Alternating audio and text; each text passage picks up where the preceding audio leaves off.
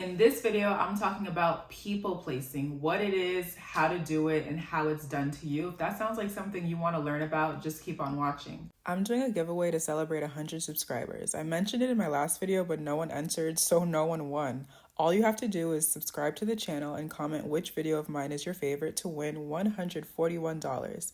Y'all don't want this money? I'll announce the winner in next week's video. Rules in the description. People placing is placing people in different categories of your life. They can be an acquaintance, they can be a best friend, they can be a family friend, and based on where they're placed, that's determining how you interact with them, how much you share with them, how much time you spend with them, how much energy and effort you put into the relationship. Now, understand that just because someone starts as your acquaintance doesn't mean that they can't move up the ladder and become one of your closest friends, or someone who's your closest friend can't move over on the ladder. I'm not going to say down, I'd rather say over to an acquaintance. People change, life happens, and you might be close to someone that you weren't close with before, or might be a little more distant with someone that you were close with in the past. Sorry, I had to catch that thought. I know that a lot of people talk about, you need to place people where they are in your life so you can delegate how much access they have to you. But this year I learned as much as you can place people in your life, people are also placing you. It's not just only your job to decide where people belong in your life. It's also your job to notice based on behaviors how people have placed you in their life. What am I trying to say? You might consider someone a best friend that considers you an acquaintance. How can you tell? Well, you see how they interact with their other friends and you realize that they don't do that with you. You realize that they put more effort, they spend more time, they're more excited, and when you hang out with them, it's not that same energy, it's not that same experience.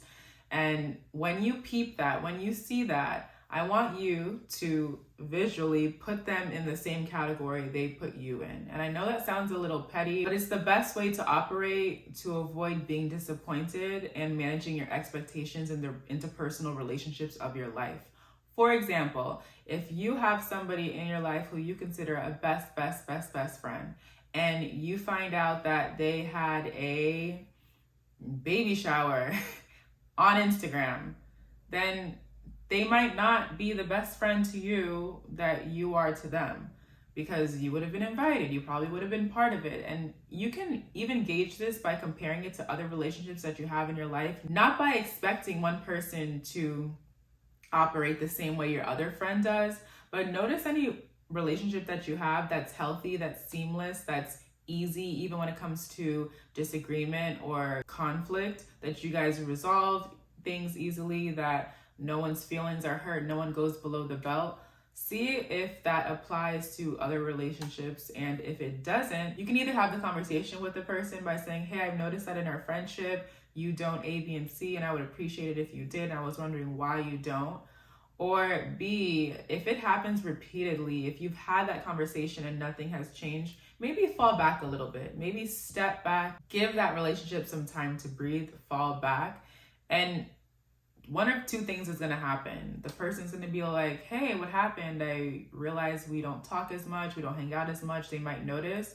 Or you might notice for yourself that falling back feels better. I think that's something that's underrated in this day and age, that when something happens, we have to fix it right away. Sometimes we don't have to fix it at all. Sometimes something happens and that is a sign, that is a reason to back away and leave things the way they are. It doesn't mean you have problems. It doesn't mean you have beef. It doesn't mean they're your enemy. It just means that this relationship has changed and you should change with it in a way that serves you, that doesn't make you feel bad, and doesn't make you feel like you're chasing somebody.